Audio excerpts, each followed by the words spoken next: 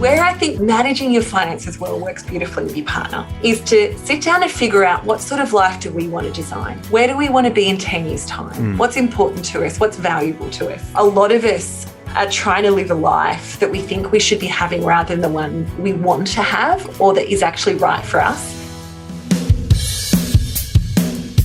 Hello and welcome to Separate Bathrooms. I'm Daddo. I'm Daddo. She's my wife. She is.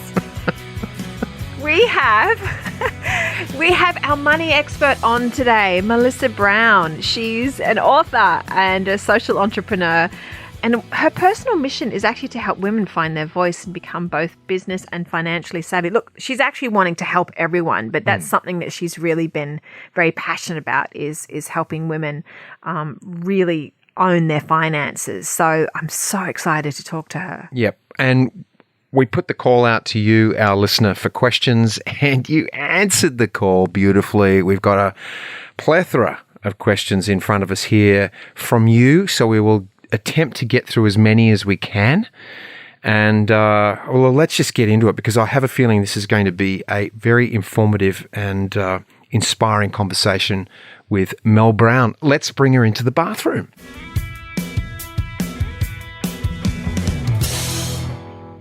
Hey. Can you hear us? Yeah, I can. Whereabouts are you at the moment in Sydney? Where are you?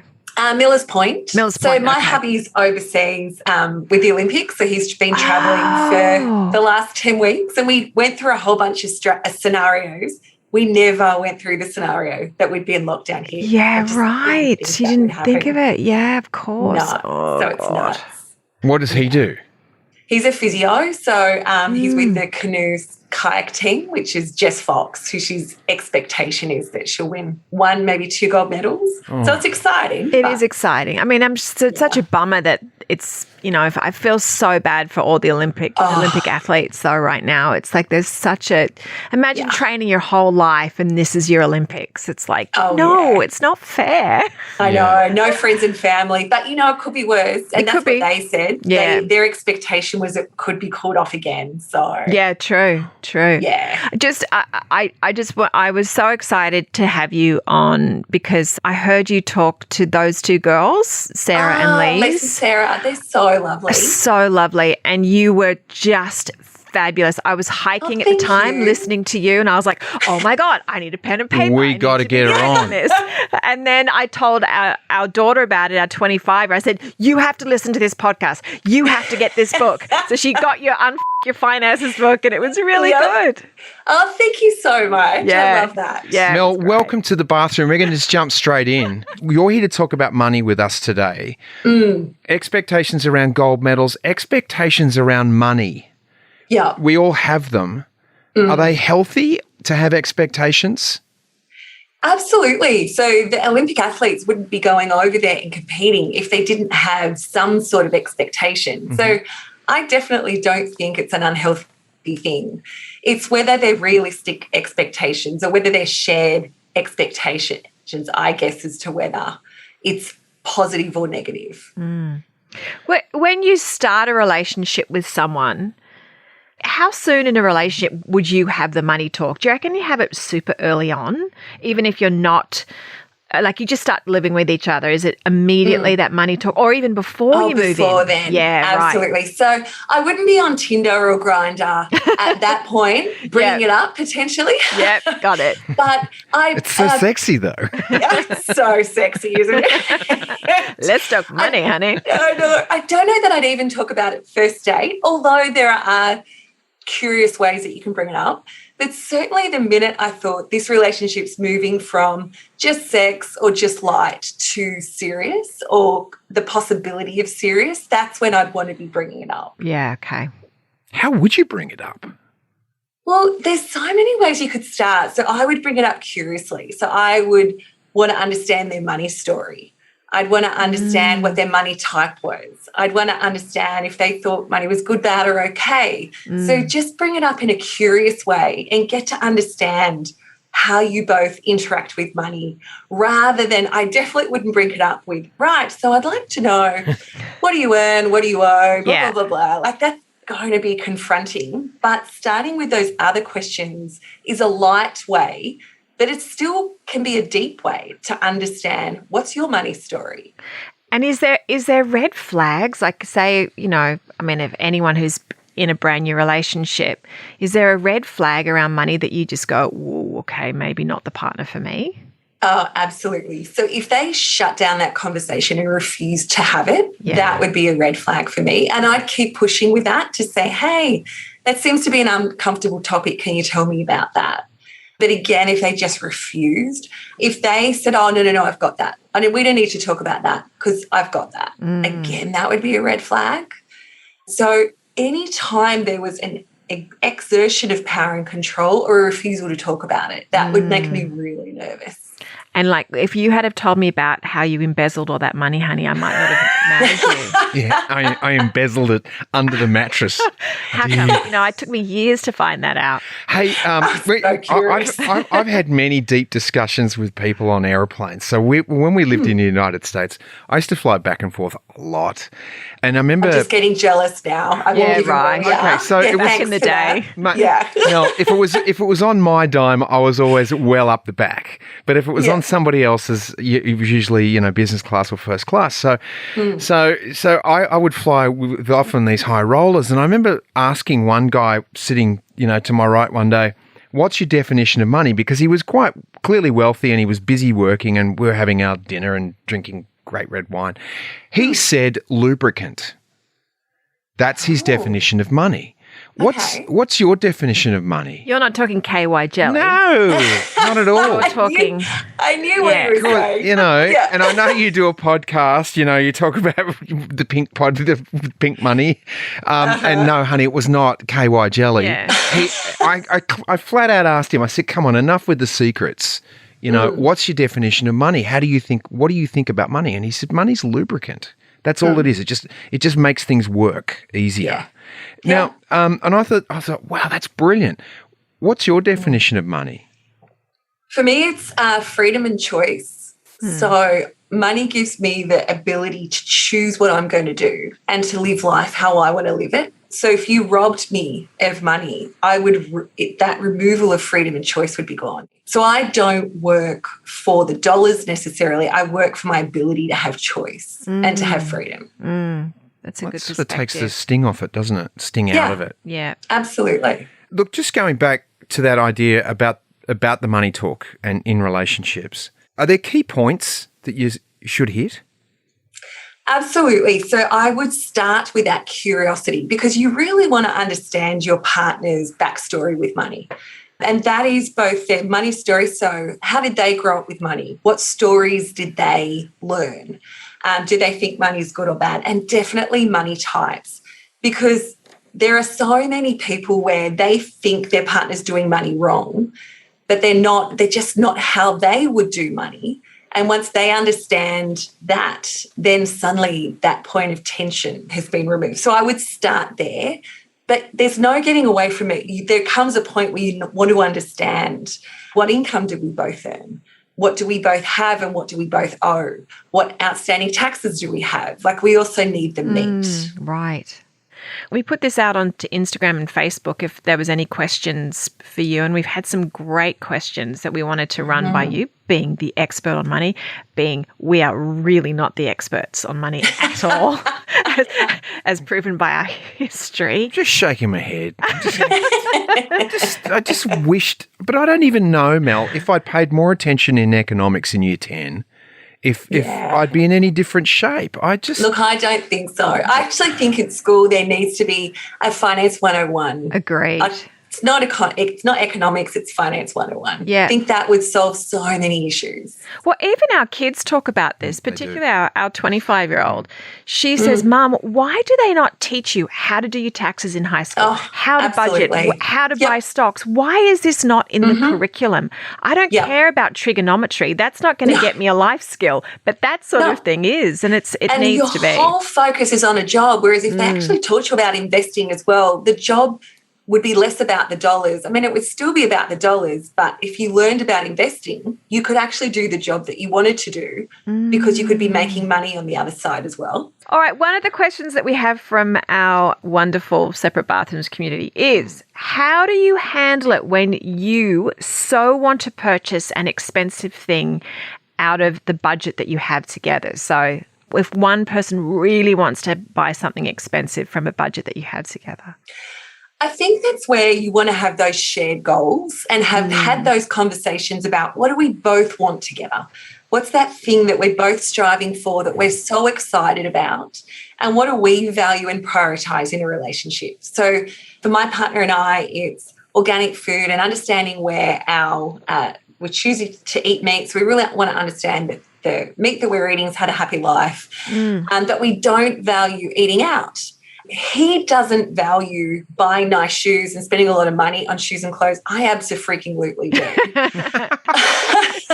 So that's when we have joint funds and joint goals, but we also have then separate funds and separate goals because I want to have the freedom to do those things without having to ask permission, because there's nothing like, I don't want that child-parent relationship with my partner. Yeah, right. So we have separate money that we can do with as we please, so that if I choose to blow all of it on a pair of shoes, up to me. If he wants to take it all and go to the sport and drink beer and have a good time, go nuts. But we don't have to ask permission from each other. So I think that together and separate money and goals are really important. Okay, so how does that work, Mel? Do you have separate accounts then that you each put your own money into?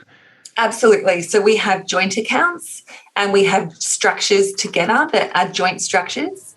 And then we have separate bank accounts each, where we do not have to, we don't know what each other has separately, and we don't go to the other and account for how we're spending the separate money. You've got a great impetus to really helping women in a lot of ways to take control of money and become financially savvy, because traditionally it's been, mostly, as everyone knows, it's the guy takes control of the finances and the woman, and I've heard this so many times when if their husband unexpectedly dies, they have no idea what to do financially. And the accounts are in his name and they have no access to their money. And so is that why you want to help women so much?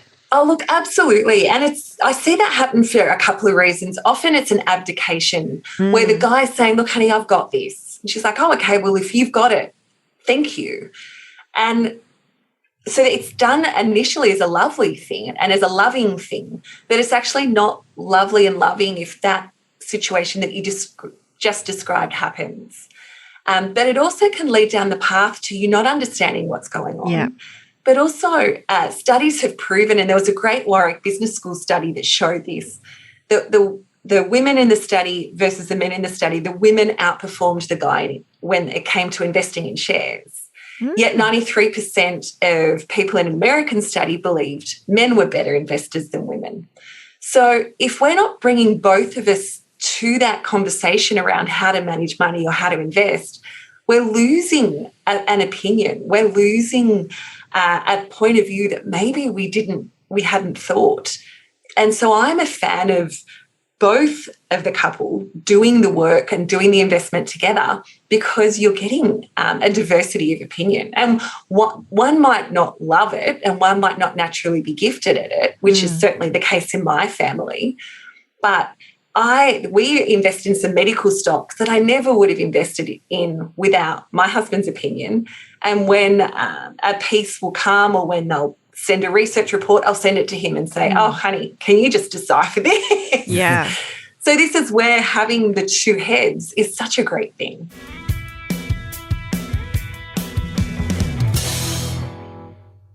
There's another question that's come in. Inheritance money. Shouldn't the person receiving it decide what they want to do with it? What's your take on that? Look, I kind of agree with that to some respect, but I still think there should be a conversation together. Yeah. So if you had your shared goals and you'd already really decided that together and you were working towards that and an inheritance came in, then I would want to have that talk with my partner around, could that be applied to quicken our shared goals? Could that be something that we did? But if my partner said, okay, I love that, but also I'd like to purchase something to honour that person that just passed away, that would be a hard argument to come against. So I think there's part of me that says I think they should have the final say, but it should absolutely be in collaboration with you, with those shared goals in mind, and maybe a bit of a 80% to the shared goals, 20% to you, or some sort of percentage. Yeah. Here's another one. Do you think it's ever a good idea to help a relative financially if needed? Oh, that's just a question fraught with danger, isn't it? I want to say yes. So my mother-in-law is on the pension. When my father-in-law passed away, my husband just wanted to just give her cash. And I said to him, look, honey, we don't know if by not having that money conversation with her, that giving her just some cash will be enough. And so when we had that conversation with her, she said, oh, thank God. Thank you for bringing this up, because here's my budget. I can't make it work. So we then made the decision to give her a certain amount every single week. And it's up to her how she spends that. But we then felt comfortable knowing that, great, she's covered. But we needed to have the conversation first. My brother, on the other hand, is a drug addict. There's no way I'm going to give him cash. No way. So I think the answer is it depends. I'd want to have that conversation first, like we did with my mother-in-law, around budget and how are you going, and tell me what you need, and then decide from there. But know whether it's going to be a gift or a loan. If it's a gift, just give it and be done with it. If it's going to be a loan, I would have documents drawn up so that both of you felt comfortable and both of you took it seriously, and so that there's no tension there. Is that the better way to go, to have something drawn up officially? Because I've always thought that if I give the money, I think you taught me this, Al, if you give me the money, or I give my money to someone rather, and it's $1,000 or something like that, and I give my money to that it's like that money's never coming back. Forget about it. Just forget about the money. Other than if if you've done it with no piece of paper attached, no signatures. And that's where I think that's why I said at the get-go, decide if it's going to be a gift or a loan.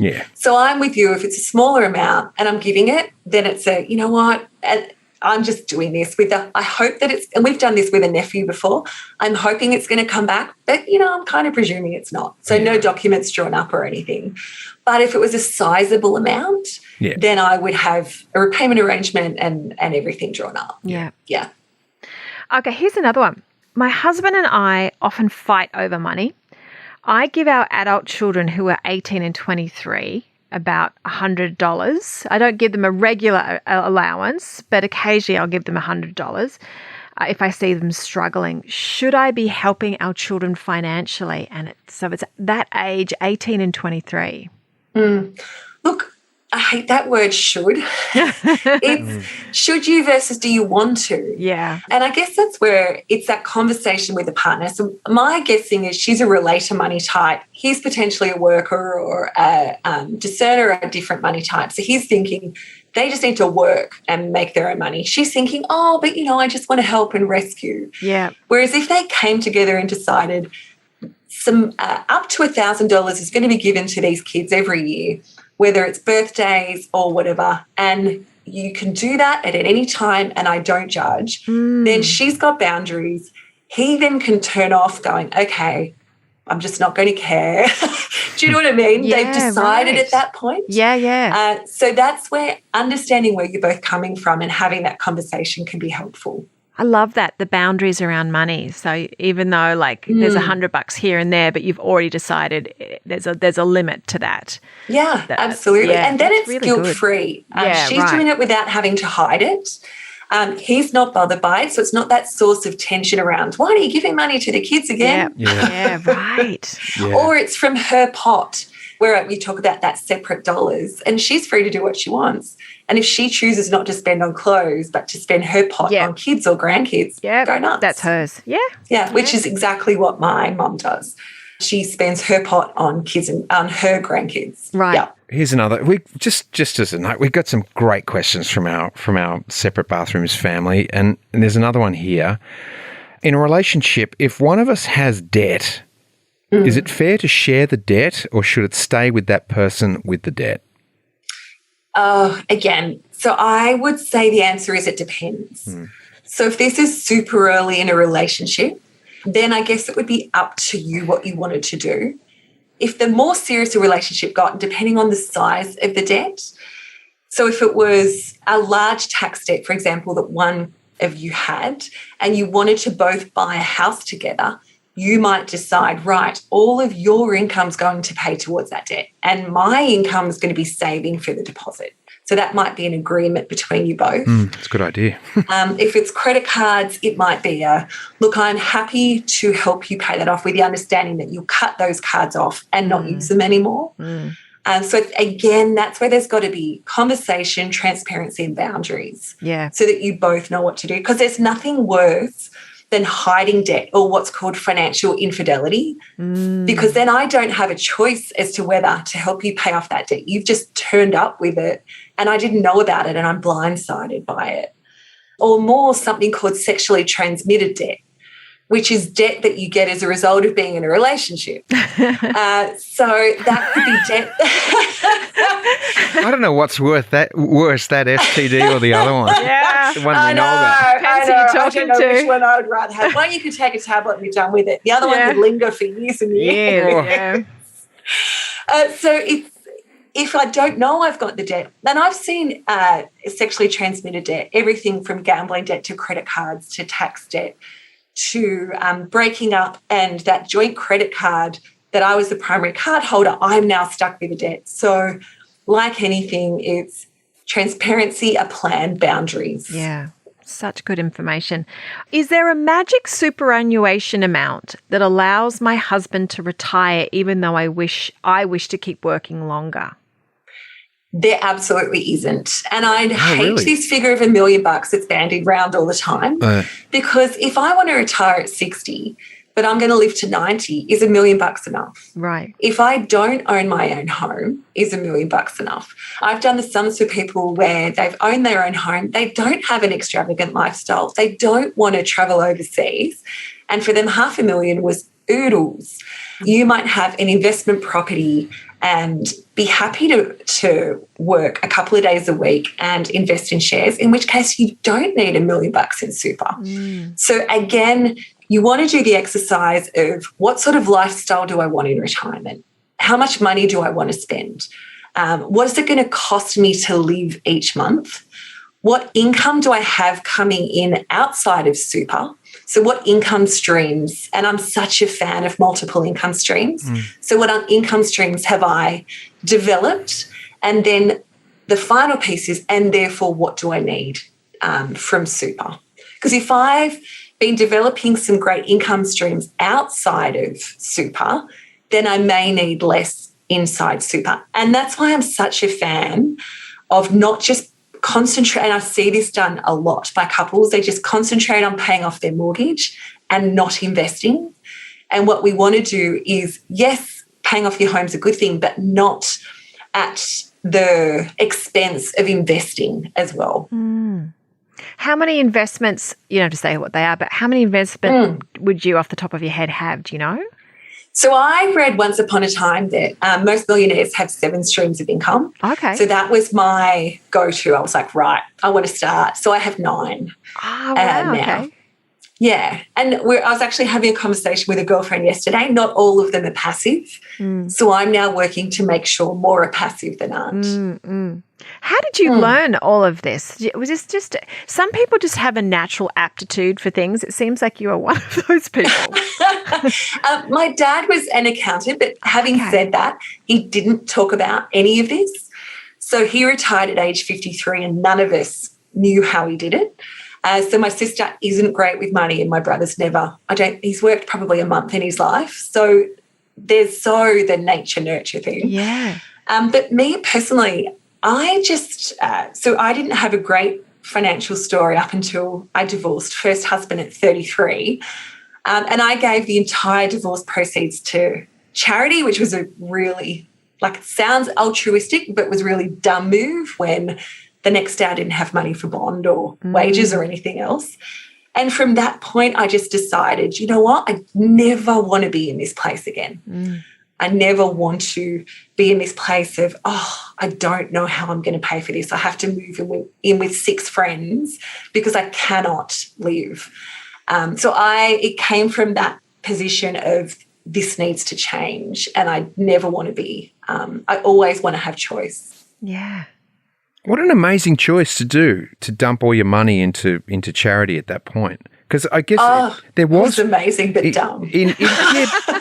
But in retrospect, as I'm hearing you tell the story now, the purposefulness of it was quite profound, in that you left yourself with nothing and you were like, okay, now I've got to learn.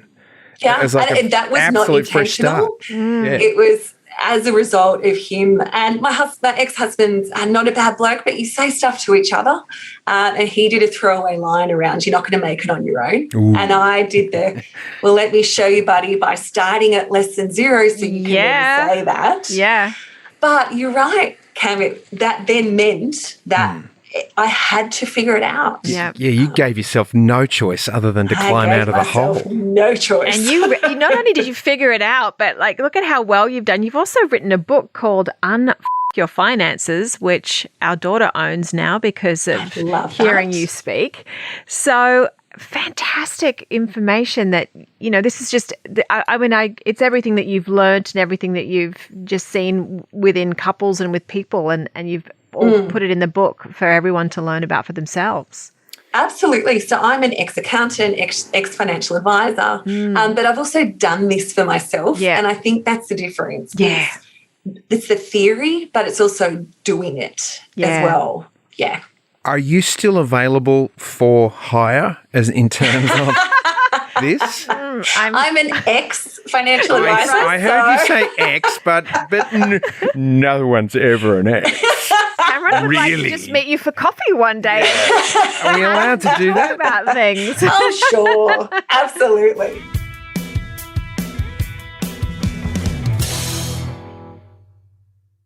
I'm going to ask you one more question from a listener.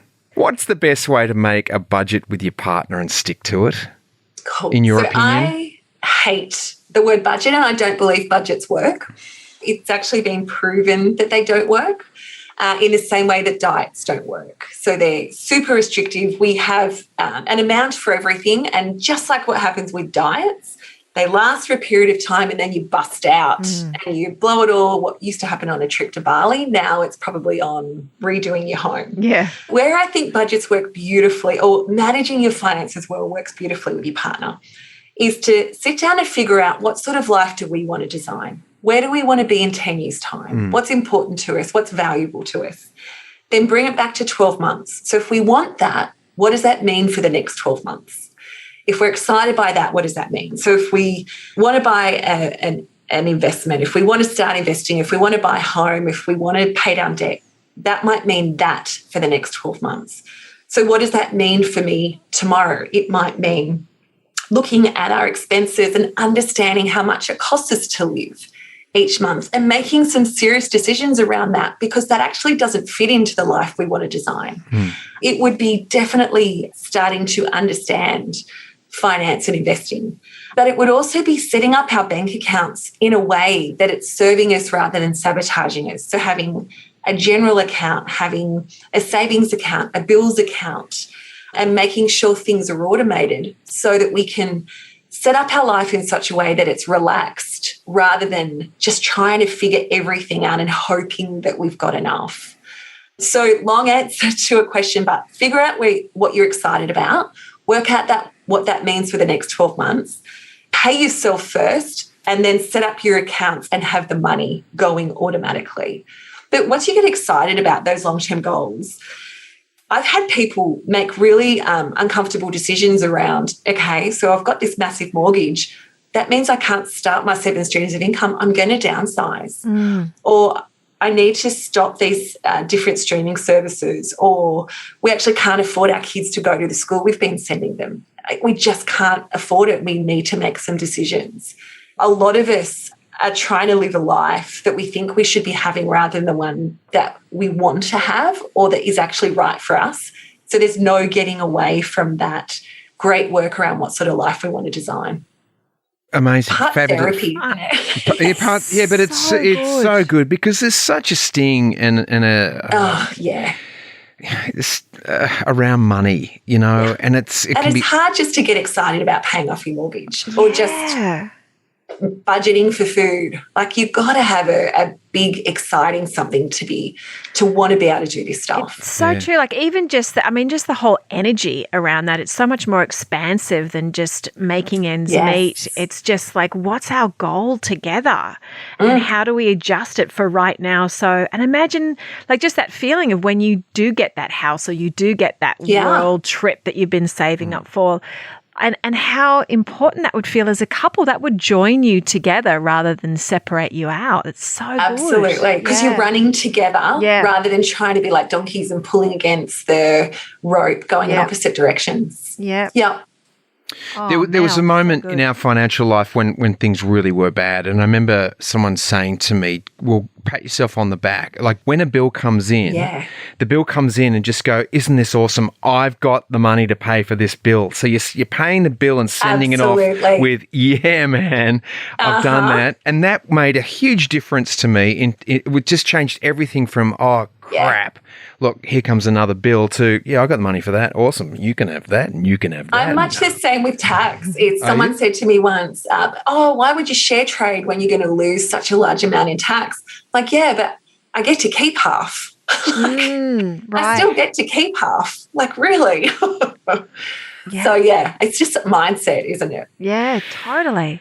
Mel Browne, thanks so much for joining us today. This has been inspiring and enlightening. And I'm going to say this. I think I'm going to go ahead and take your course. Oh, I and love I'm going that. to drag my wife. Together. Yes. She's drag Evidently, my I don't have to drag her. She's offered to do it with me. No, I was thinking inspiring and enlightening. Yeah. Two words you don't use to talk about money. I'm so happy with that. Yeah, that is awesome. Yeah, but thank you so much for joining us today. And we might have to do this again. I love that. Absolutely. Because I just want to say thank you to our listener as well for sending in these great questions. Yep. There were more that we couldn't get to today, but I think that what we've gotten to has been really fantastic. So thank you again for your time. You're welcome. Thanks, Mel. I was serious when I said that. I was serious when I said it. Okay, good. I think that's so good. I am the first to put my hand up and say I have just turned such a blind eye to money, finances. I've always let you do it. I haven't wanted to know. I've just only begun in literally since we've decided we really want to buy a house, which is just proving to be challenging. But this has been the first time that I've really put my eyes more onto finances, and what great timing to speak to someone like Mel and get more information. Yeah. Well, I hope you, the listener, got something out of that too. Yeah. We'll put all the information up. You can check Mel out at melissabrown.com.au. She also does a podcast called Uncensored Money with her partner Lawsy. Yeah, and if you're looking for any other podcasts, Nova Podcast has got a fabulous one called Small Change, and they've got a lot of great info too, so check that one out as well. We're going to get on top of our money. We're going to get into our money, get excited about money. Swim through our money. Lubricant, honey. Lubricant. We're going to KY our money. That's right. All right. So listen, enjoy your time as we dive into some KY. That's right. Till next time, ciao for now. Thanks for listening.